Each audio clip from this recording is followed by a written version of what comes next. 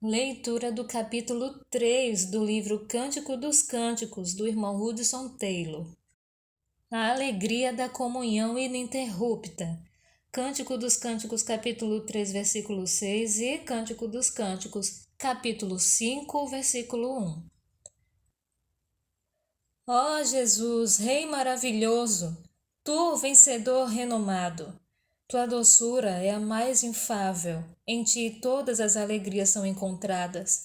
Tu, Jesus, abençoa a nossa voz, a ti somente amemos, e sempre em nossa vida expressemos a tua imagem.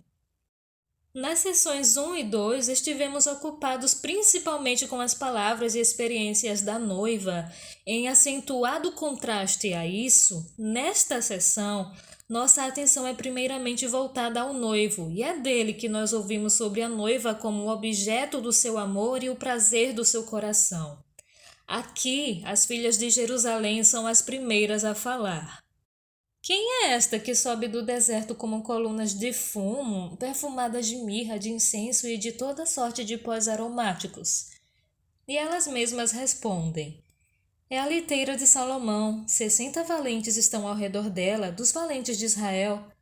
Todos sabem manejar a espada e são destros na guerra. Cada um leva a espada à cinta por causa dos temores noturnos. O rei Salomão fez para si um palanquim de madeira do Líbano. Fez-lhe as colunas de prata, o estrado de ouro, o assento de púrpura, o interior revestido com amor pelas filhas de Jerusalém. Nesses versículos, a noiva não é mencionada. Ela é ofuscada pelo esplendor e pela realeza de seu noivo. Todavia, ela está desfrutando e também compartilhando isso. O próprio ar está perfumado pela fumaça do incenso que acende como uma coluna até as nuvens, e tudo aquilo que assegura a posição do noivo e proclama sua dignidade estende-se também à noiva que o acompanha, aquela que compartilha sua glória. A liteira na qual eles se assentam é feita de madeira aromática do Líbano, e o ouro e a prata mais refinados foram esbanjados em sua construção. A madeira aromática tipifica a beleza da humildade santificada, enquanto que o ouro nos lembra da glória divina de nosso Senhor, e a prata, a pureza e preciosidade da sua redimida e incomparável Igreja. A púrpura imperial, com a qual a liteira é revestida, representa os gentios, e a filha de Tiro estará ali com presentes. Salmo 45:12. Enquanto que os presentes de amor das filhas de Jerusalém concordam com a profecia: os mais ricos do povo te pedirão favores. Salmo 45:12. Essas são as coisas que atraem a atenção das filhas de Jerusalém, mas a noiva está ocupada com o próprio rei e exclama: saí, ó filhas de Sião, e contemplai ao rei Salomão com a coroa com que sua mãe o coroou no dia do seu desposório, no dia do júbilo do seu coração. O rei coroado é tudo para ela, e ela gostaria que ele assim o fosse para as filhas de Sião também. Ela se deleita na alegria do seu coração no dia de seu desposório, pois agora ela não está mais envolvida com ele para seu próprio proveito, mas ela regozija-se na alegria que ele tem de encontrar nela sua satisfação. Será que temos cultivado suficientemente este desejo abnegado de ser tudo para Jesus e fazer tudo para o seu deleite? Ou estamos conscientes de que vamos a Ele principalmente para o nosso próprio proveito, ou, no máximo, para o bem de nossos semelhantes? Quanta oração há que começa e termina com a criatura esquecendo-se do privilégio que é alegrar o Criador? Porém, é somente quando Ele vê em nosso amor desinteressado e em nossa devoção a Ele o reflexo de si mesmo que seu coração pode sentir satisfação plena e derramar-se em preciosas palavras de amor, tais como as que encontramos nos seguintes versículos. Como és formosa, querida minha! Como és formosa! Os teus olhos são como os das pombas e brilham através do teu véu. Os teus cabelos são como um rebanho de cabras que descem ondeantes do monte de Gileade. São os teus dentes, como o rebanho das ovelhas recém-tosquiadas que sobem do lavadouro, e das quais todas produzem gêmeos, e nenhuma delas nascem crias. Os teus lábios são como um fio de escarlata, e tua boca é formosa. Para isso, vejam os versículos 3 a 5. Nós já encontramos a explicação da noiva quanto a ela refletir como um espelho a beleza do noivo. Que ele, com satisfação, descreva a beleza dela, enquanto ela está assim ocupada com ele. Os lábios que falam apenas dele são como um fio de escarlate. A boca, ou falar que não tem palavras de si mesmo ou para si mesmo, é formosa à sua vista. Nós podemos imaginar quão doces foram suas palavras de apreciação e elogio à noiva, mas a alegria dela era profunda demais para ser expressada. Ela estava silente em seu amor. Agora ela não pensaria mais em despedir o noivo antes que o dia refresque e as sombras fujam. Muito menos o noivo pensaria em se alegrar sem a sua noiva. Ele diz: antes que refresque o dia e fujam as sombras, irei ao monte da mirra e ao outeiro do incenso. Separação nunca vem de sua parte. Ele está sempre pronto para a comunhão com o coração preparado, e nesta feliz comunhão a noiva se torna sempre mais formosa e mais semelhante ao seu Senhor. Ela está sendo progressivamente transformada à sua imagem, de um estágio de glória a outro, através do maravilhoso agir do Espírito Santo, até que o noivo possa declarar: tu és toda formosa, querida minha, e em ti não há defeito. E agora ela está apta ao serviço, e para isso o noivo a deseja. Ela não o representará mal. Vem comigo do Líbano, noiva minha, vem comigo do Líbano. Olha do cimo do Amana, do cimo do Senir e do Hermon, dos covis dos leões, dos montes dos leopardos. Vem comigo. É sempre assim. Se o nosso Salvador diz: ide, portanto, fazei discípulos de todas as nações, ele já disse antes disso: toda autoridade me foi dada no céu e na terra, e prossegue dizendo: e eis que estou convosco todos os dias. Ou se, como aqui ele chama sua noiva a vir, é ainda comigo, e é em relação a este convite de amor que pela primeira vez ele muda a palavra minha querida para um ainda mais cativante: minha noiva. O que são as covas dos leões quando o leão da tribo de Judá está conosco, ou os montes dos leopardos quando ele está ao nosso lado? Não temerei mal nenhum, porque tu estás comigo. Por outro lado, é quando diante de perigos e labutando com ele em serviço, que ele diz: arrebataste-me o coração, minha irmã, noiva minha.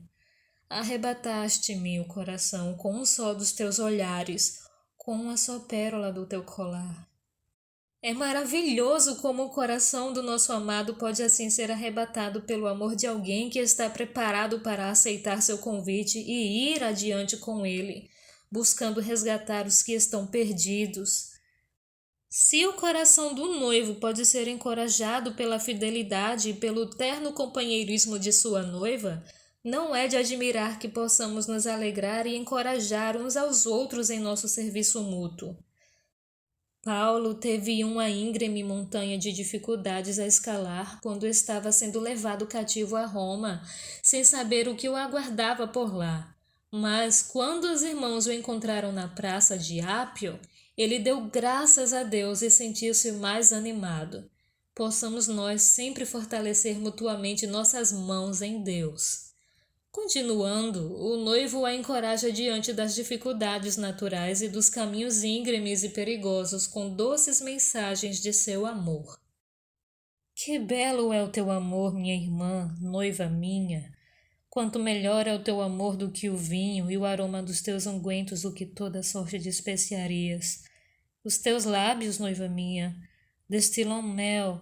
Mel e leite se acham debaixo da tua língua, e a fragrância dos teus vestidos é como a do Líbano. Jardim fechado és tu, minha irmã, noiva minha. manancial recluso, fonte selada. Os teus renovos são um pomar de romãs com frutos excelentes.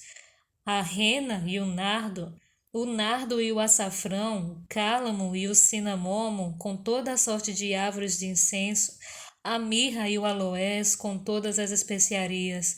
És fonte dos jardins, poço de águas vivas, torrentes que correm do Líbano. Comprometida com um noivo em buscar a salvação dos perdidos, as palavras de seus lábios são para ele como um mel e como favos de mel, e figuras e mais figuras expressam sua satisfação e alegria. Ela é um jardim cheio de preciosos frutos e perfumes deliciosos, mas um jardim fechado. Os frutos dela poderão abençoar a muitos, mas o jardim é para ele somente. Ela é uma fonte, mas é um manancial recluso, uma fonte selada. E ainda de novo, ela é uma fonte dos jardins, um poço de águas vivas, torrentes que correm do Líbano. Ela leva fertilidade e refrigério, seja por onde for, mas ainda é tudo por ele e para ele. A noiva fala agora pela segunda vez nesta sessão. Assim como suas primeiras palavras foram por ele, elas nesse momento também são para ele. Seu próprio eu não aparece em momento algum. Levanta-te, vento norte, e vem tu, vento sul. Assopra no meu jardim para que se derramem os seus aromas. Ah, venha o meu amado para o seu jardim e coma os seus frutos excelentes. Ela está preparada para qualquer experiência.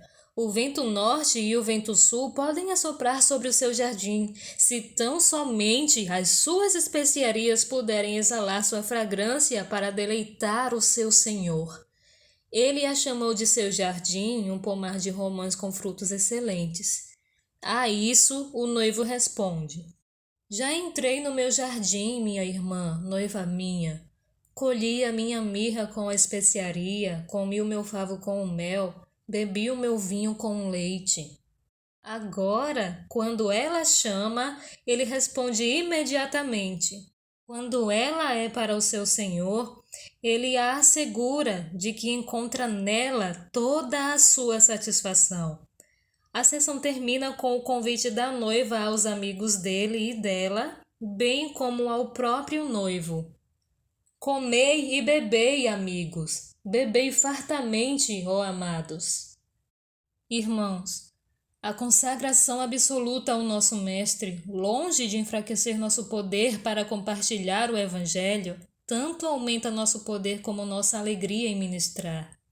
Os 5 pães e os 2 peixes dos discípulos, primeiramente ofertados ao Senhor e abençoados por Ele, foram suprimento abundante para as multidões carentes, e no ato da distribuição multiplicaram-se até haver uma reserva de 12 cestos cheios de pedaços, que sobraram após todos terem sido plenamente satisfeitos.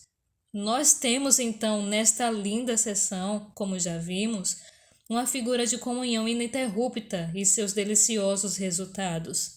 Que as nossas vidas também sejam assim.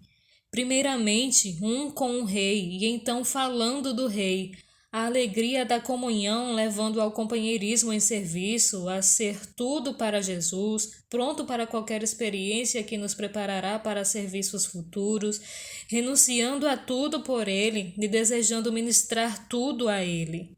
Não há nenhum lugar para o amor ao mundo aqui, pois a união com Cristo preencheu o coração. Não restou espaço algum para as gratificações mundanas, pois tudo foi selado e guardado para o uso do Mestre. Jesus, minha vida é tua, e eternamente será oculta em ti, pois nada pode desentrelaçar tua vida da minha.